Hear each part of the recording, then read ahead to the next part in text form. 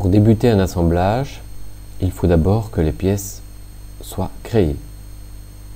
À partir du moment où elles existent, on va les insérer dans un produit.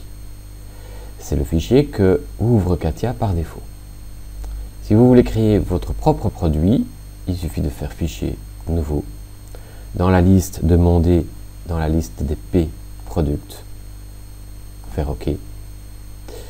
Un produit vient de se créer. Je conseille directement de changer le nom de l'entête. Ce sera également le nom du fichier. Vous faites un clic droit sur l'entête, prenez les propriétés et définissez un nom exact.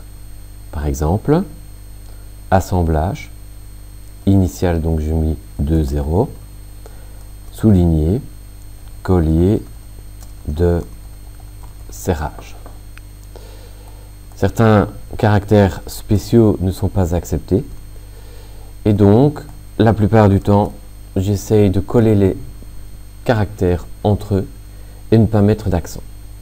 On va faire OK. Maintenant l'entête va servir pour le nom de fichier qui n'est toujours pas sauvé. Nous allons donc faire un fichier enregistré sous. Ce sont les étapes absolument obligatoires à réaliser et vous allez sauvegarder dans le répertoire qui vous convient le mieux. Voilà, donc ici je vais faire collier de serrage que je vais mettre dans le répertoire où il y aura les pièces de collier de serrage. Je fais enregistrer.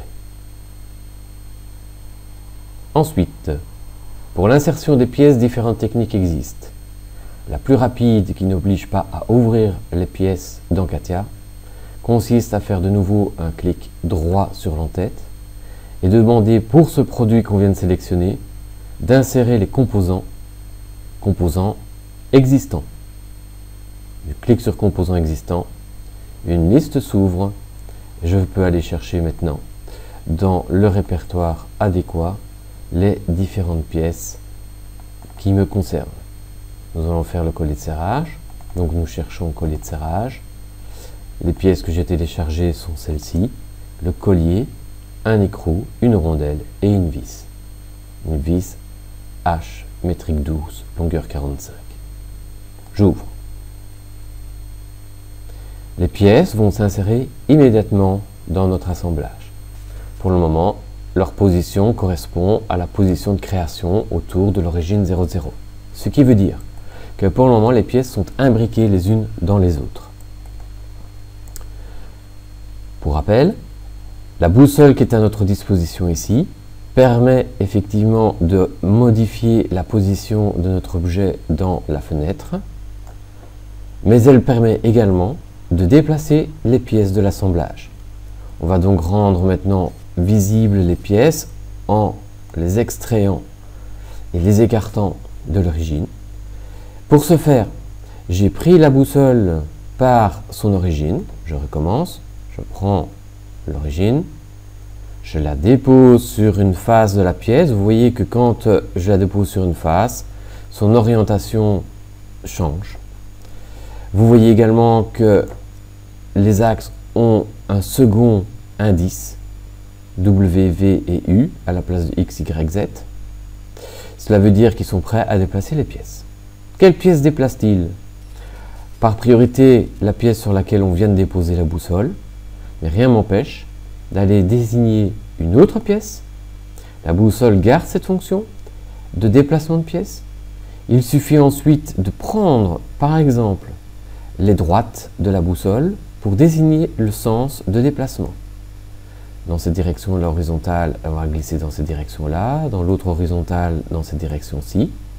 Les arcs de cercle permettent d'orienter en pivotant autour de son axe principal.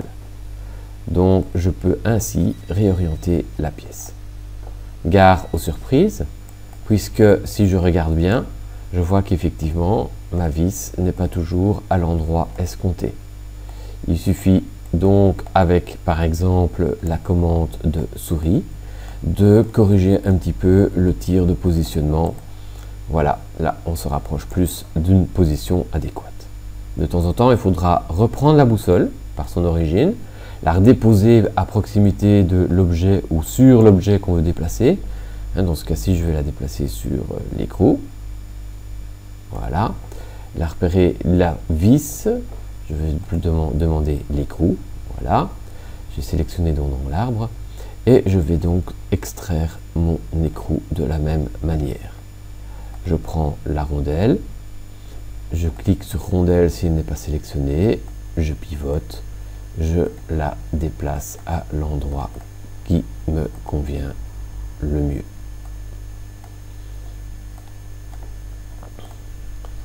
Voilà. Ainsi, les objets sont plus ou moins positionnés. Maintenant, leçon suivante, nous allons voir comment les positionner correctement.